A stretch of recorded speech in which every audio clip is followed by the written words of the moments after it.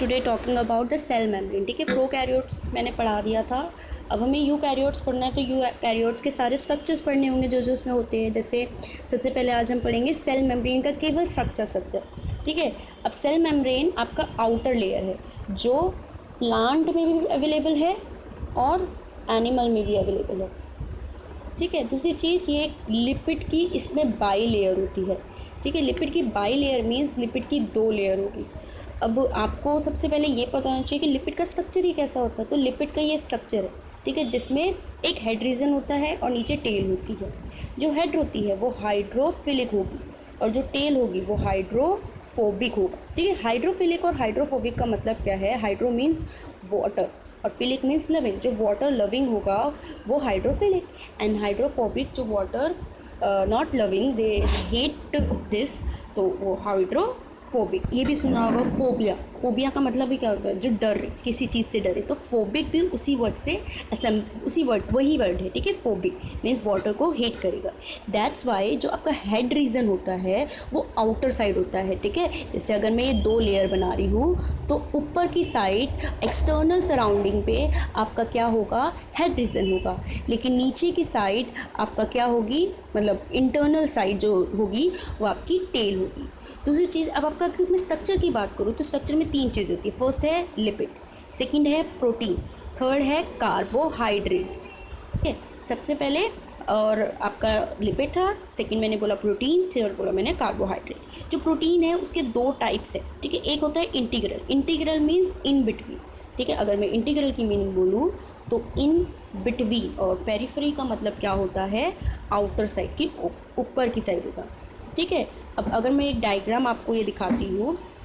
अब इस डायग्राम में देखो, आपका मैंने क्या बोला था? लिपिड क्या है? By layer. तो लिपिड की 2 लेयर है। ठीक है, उसके बाद आपका बीच में क्या है? Integral protein. इंटीग्रल का मतलब क्या था? जो बीच में होगा। ठीक है, और ये वाला प्रोटीन अगर मैं कोई केमिकल दूँ या कोई भी रिएक्शन करवाती हूँ, ये ईजिली रिमूव नहीं होगा, लेकिन एक्सटर्नल वाला ईजिली रिमूव हो जाएगा। पेरिफेरी वाला प्रोटीन ईजिली रिमूव हो जाएगा। प्रोटीन के ऊपर आपको दिख रहा होगा शुगर, ये आपके प्रोटीन के ऊपर भी हो सकता है या आपके लिपिड के ऊपर भी शुगर हो सकती है। Sugar means carbohydrate. ठीक है, फिर आपके बीच बीच में कोलेस्ट्रॉल है। ये जो आपके मैंने डार्क कलर के स्ट्रक्चर्स बनाए हैं ये कोलेस्ट्रॉल है। ठीक है, और इस मॉडल का नाम है फ्लूइड मोज़ेक मॉडल। ठीक है, यहाँ पे स्ट्रक्चर आपके एनसीईआरटी में केवल फ्लूइड मोज़ेक मॉडल ही है, उसके अलावा कोई मॉडल नहीं दिया। लेकिन इससे पहले भी आपके कुछ मॉडल्स थे, जैसे आपका यूनिट मॉडल था, आपका सैंडविच मॉडल था। ठीक है, जो जिन्हें अपना स्ट्रक्चर्स दिया था सेल मेम्ब्रेन का। लेकिन ये वाला मॉडल सबसे मोस्ट एक्सेप्टेड मॉडल है और इस मॉडल को दिया था सिंगर एंड निकोलसन। एक चीज़ और मैं आपको बता देती हूँ कि जब भी आपकी जितनी भी सेल है बॉडी में, चाहे वो आरबीसी हो चाहे कोई भी सेल हो, उनके बाहर की लेयर आपकी सेल मेम्ब्रेन होगी और सेल मेम्ब्रेन का स्ट्रक्चर ये होगा। डिफरेंस क्या आएगा कि ये जो प्रोटीन और लिपिड का कंटेंट है, ठीक है, वो अलग होगा। जैसे मैं अगर ह्यूमन आरबीसी की बात करूँ तो उसमें जो प्रोटीन होता है वो अबाउट 52 होता है और जो आपका लिपिड होता है वो अबाउट 40 होता है। तो ये कंटेंट अलग होगा, लेकिन ये जो प्रेजेंस है ये सारी सेम होगी, ये कहीं चेंज नहीं होगी। ठीक है, इनका स्ट्रक्चर्स जो जो है लिपिड सब में होगा, प्रोटीन सब में होगा, कार्बोहाइड्रेट सब में होगा। ठीक है, ये आपका क्या हो गया कि सेल मेम्ब्रेन का स्ट्रक्चर और आपके जो जो उसमें पार्ट्स थे। ठीक है, अब मैं अगर बात करूँ कि सेल मेम्ब्रेन के ट्रांसपोर्ट की बात करूँ, ठीक है, तो ट्रांसपोर्ट के लिए आपके 2 ट्रांसपोर्ट होता है। एक होता है एक्टिव ट्रांसपोर्ट, दूसरा होता है पैसिव ट्रांसपोर्ट। ठीक है, जो एक्टिव ट्रांसपोर्ट और पैसिव ट्रांसपोर्ट में डिफरेंस क्या है? पैसिव में एटीपी की रिक्वायरमेंट नहीं होती है। मैंने क्या बताया कि पैसिव ट्रांसपोर्ट में एटीपी की रिक्वायरमेंट नहीं होती, क्योंकि ये जो होता है अलोंग द कंसंट्रेशन ग्रेडियंट होता है। जैसे मैंने एक बॉक्स बनाया, यहाँ पर कोई सल्यूट है, उसकी कंसंट्रेशन ज़्यादा और इधर कम। ठीक है, तो क्या होगा?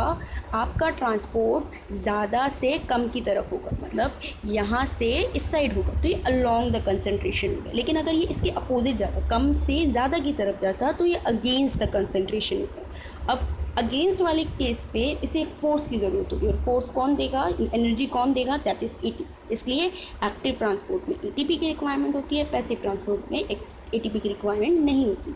इसका एग्जाम्पल आपका है सोडियम पोटेशियम पंप। और इसका एग्जांपल आपका डिफ्यूजन ले लो, ऑस्मोसिस ले लो, ये इन दोनों के इस वाले के एग्जांपल्स। तो आपका ये सेल मेम्ब्रेन ख़त्म। आप एक बार अपनी एनसीईआरटी से रीड कर लो, उसके बाद आपको ईज़िली वो समझ आ जाएगा। नेक्स्ट टाइम हम जो भी स्ट्रक्चर होगा वो करेंगे।